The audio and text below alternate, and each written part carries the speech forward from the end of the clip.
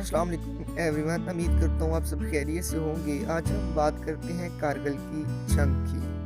اس سے پہلے آپ میرے چینل کو سبسکرائب کر دیں اور بیل آئیکن کو پریس کر دیں تاکہ نئے آنے والی ویڈیوز آسانی سے آپ تک پہنچ جائیں۔ مقبوضہ کشمیر کا شمال مغربی علاقہ لداخ کہلاتا ہے، جس کا ہیڈ کوارٹر لیہ میں ہے۔ ضلع لیہ میں کارگل اور دراس کے دو مشہور قصبے واقع ہیں۔ یہ دونوں قصبے سری نگر لیہ روڈ پر واقع ہیں۔ ضلع لیہ میں سیاچین کا مشہور گلیشیئر بھی واقع ہے۔ یہ پورا علاقہ بما سیاچین اپنی خوراک اور باقی ضروریات زندگی کے لیے سری نگر پر انحصار کرتا ہے۔ علاقے کا واحد رابطہ سری نگر لیہ روڈ ہے۔ خوراک اور بقیہ تمام ضروریات زندگی اسی سڑک کے ذریعے بھیجی جاتی ہیں۔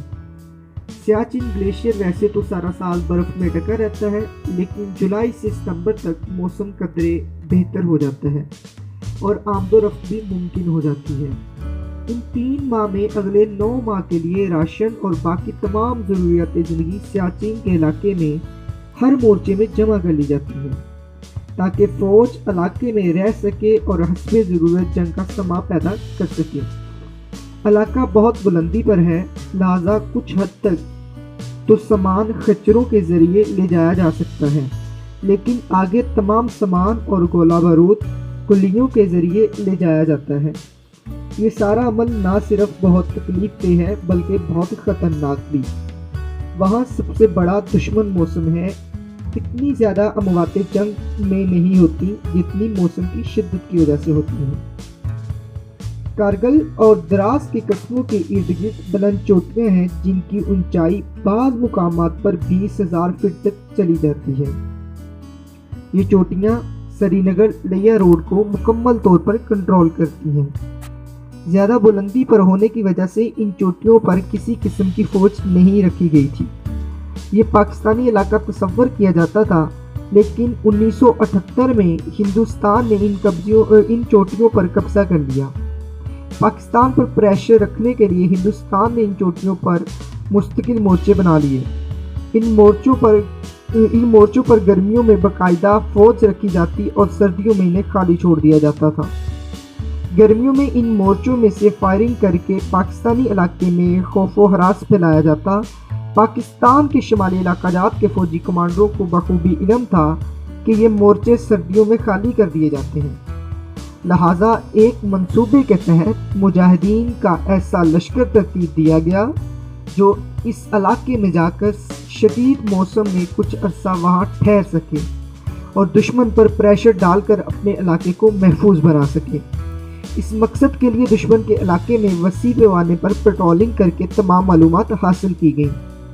فروری اور مارچ 1999 میں تقریباً 600 مجاہدین اور ناردرن لائٹ انفینٹری کے جوان پر ترتیب کیے گئے لشکر کو علاقے میں داخل کر کے تمام اہم چوٹیوں پر قبضہ کر لیا گیا۔ ایک لمبی جنگ لڑنے کے لیے خوراک اور ضروری گولہ بارود کا مناسب ذخیرہ بھی کیا گیا۔ یہ ساری کارروائی نہایت خفیہ انداز میں کی گئی۔ ہندوستانی فوج اور خفیہ ایجنسیوں کو قطعاً پتہ نہ چلا۔ ماہ جون میں حسب معمول ایک گڈریا اس علاقے میں بیڑے چروانے کے لیے آیا تو مجاہدین نے اس پر فائر کیا۔ اس چرواہے کی معرفت پاکستانی کارروائی کا راز کھلا اور ہندوستانی فوج کو معلوم ہوا۔ اس کے ساتھ ہی مجاہدین نے سری نگر لیہ روڈ پر فائر کر کے ہر قسم کی ٹریفک بند کروا دی۔ اس خفیہ فوجی کارروائی سے ہندوستان بہت گھبرا گیا۔ فوری جواب کے طور پر ایئر فورس کی بمباری شروع کی، لیکن جو ہی ہندوستانی جہاز نے سرحد عبور کی، اس کے 2 طیارے گرا لیے گئے۔ اس سے ہندوستان مزید بخلاہٹ کا شکار ہو گیا۔ یہ ہندوستان کے لیے بہت بڑی ناکامی اور بے عزتی تھی، جسے برداشت کرنا ناممکن تھا۔ لہٰذا ہندوستان نے اپنا بھاری توپ خانہ، کمانڈوز، پہاڑی دستے، گنشپ ہیلی کاپٹرز اور ایئر فورس میدان میں لے آیا، مسلسل حملے اور بمباری شروع کی، لیکن ان حملوں میں نہ صرف ناکامی ہوئی بلکہ بہت زیادہ نقصان اٹھایا۔ اس عرصے میں ہندوستان کی سیاچین اور لداخ کے لیے تمام سپلائز منقطع رہیں۔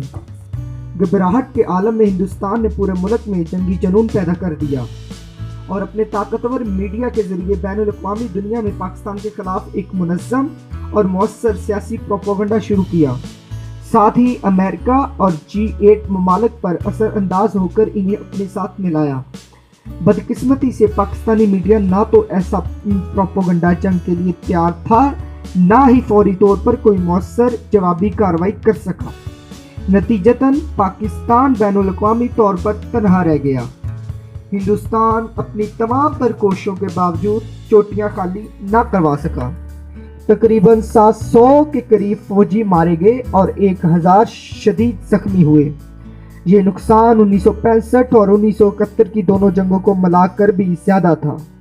इस बुखलाहट और बेइज्जती का बदला चुकाने के लिए हिंदुस्तान के पास पाकिस्तान के खिलाफ एक मुकम्मल जंग के अलावा कोई चारा ना रहा और एक बड़ी जंग के लिए बैनुल अक़वामी सरहद पर फौजी हालत जंग में अलर्ट कर दी गई। हिंदुस्तान को यह खतरा था अगर कुछ अर्सा मजीद कारगिल की चोटियां खाली ना हुई तो सियाचिन और लद्दाख में हिंदुस्तानी फौज भूख से मर जाएगी और इनके लिए सवाए अपने आप को पाकिस्तानी फौज के हवाले करने के और कोई रास्ता नहीं रहेगा। लिहाजा हिंदुस्तान ने मुकम्मल जंग और एटमी हथियारों की धमकी दी, जो अब इसके लिए वाहिद रास्ता था। एटमी जंग की सूरत में दोनों ममालिक तबाह हो जाते। लिहाजा G8 ममालिक और अमेरिका ने पाकिस्तान पर बहुत ज़्यादा प्रेशर डाला और यूं 4 जुलाई 1999 को अमेरिका की मदद से पाकिस्तान ने मुआहिदा वाशिंगटन पर दस्तखत किए, जिसकी रूह से मुजाहिदीन को कारगिल की चोटियों से वापस बुला लिया गया। इस मुआहिदे का पूरी कौम ने गुस्सा मनाया और ज़ाहिरी तौर पर यह मुआहिदा पाकिस्तान के खिलाफ है, लेकिन इससे एटमी जंग टल गई। बैनुल अक़वामी प्रेशर में शायद पाकिस्तान के खिलाफ इसके अलावा और कोई चारा ना था। हमने फौजी नुक्ता नज़र से अहम कामयाबियां हासिल की, लेकिन सियासी तौर पर शिकस्त खा गए।